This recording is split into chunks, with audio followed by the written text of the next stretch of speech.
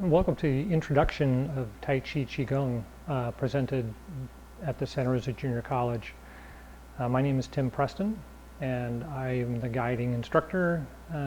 We talk about the Taoist philosophies, Asian philosophies, and primarily the Tai Chi and Chi Gung philosophies in relaxation, mental clarity, improved circulation through the body, and of course it touches on diet and health, and numerous other things, of course, because that philosophy kind of ties in pretty much everything and makes it one whole unit of understanding. It's not that just the doctor or just the diet or just walking improves health, but it's a matter of building a complete system in order to improve health and maintain clarity and presence and all those things. So that's primarily what we're going to talk about during the sessions. So the study I use is from the medical Qigong style, not the martial Qigong style, although I've studied martial arts and I've used martial arts type Qigong.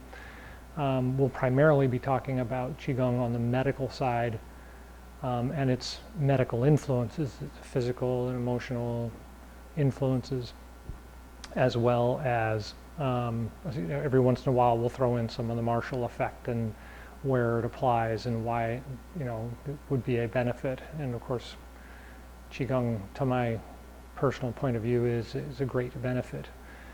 So primarily we talk about breath. So as breath brings in the qi of the surrounding area, the lungs absorb it, it gets put into the blood, and then the blood circulates it through the body. Once we pass that basic theory, then we go into the different organs, the meridians of the body, where they are. We also talk about how the pressure points in the different areas of the body, primarily in the hand, the foot, and the ear. They're a compiled group of pressure points that pretty much touch everything. And so that exercise, that circulation influences everything.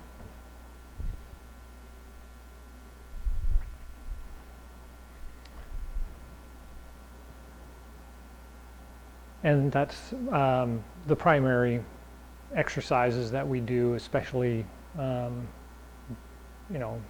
a morning practice or as an evening practice, or to try and relax during the day when things are not going the way you expect, because life tends to do that to us, is to take a couple of breaths and get the body to relax.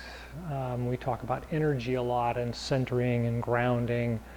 All those things are very commonly Western interpretations of the Eastern philosophy. And so we talk about that a lot just because it's the easiest way to communicate that across to people who have a standard Western intelligence and outlook. We also kind of draw back from that, and we also talk about how it would be viewed in the Eastern philosophy, and how those two philosophies actually are very similar, and we only tend to not look at one over the other, just some very odd, while seeming prevalent, influences of either our history or of our current medical system. We also talk about how the influences around us can interfere and or stimulate different things that we may not appreciate or may not look for. In many cases I refer to it as subliminal advertising, as subliminal as just kind of the way that we perceive things naturally and make judgments on the at the lizard brain level as to whether we should fight or flight. And those responses happen subliminally, and so when we look at things around us, we can interpret them like we see subliminal advertising. is it's something's going on. It's not apparent to the eye, but the brain is absorbing it and the brain is making decisions based on it.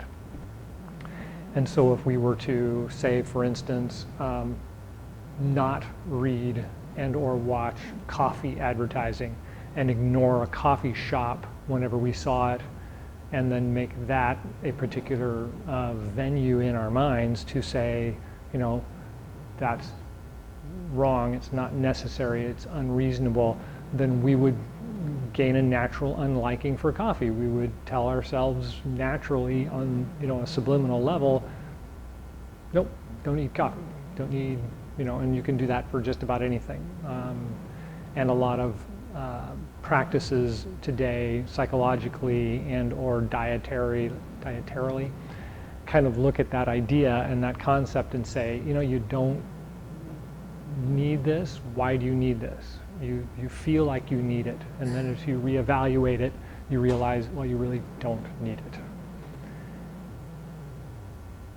So we try not to touch on that a lot because this is meant to be a very, you know, positive and reinforcing and supportive venue, and so those things are just kind of part of the discussion before we get started with just how the Tao reads for the day. We follow the book by Ding Tao called 365 Tao, and it's just a very nice, easy read first thing in the morning or last thing at night. And it talks about, you know, a word and then a little poem or phrases about that word in meaning, like a scripture but not a scripture, and then a description of what those things mean this time of year and how to interpret that. And those follow the seasonal influences, which is very Taoist, very Eastern philosophy, is the different parts of the season have different types of energy, and that's the energy that the body and or nature is following, and we should be following it as well. So that's the primary coverage of the kinds of things that this class and or sessions, archives, videos will be discussing. If you have any questions, please email me at timp@sonic.net. That's TIMP@sonic.net.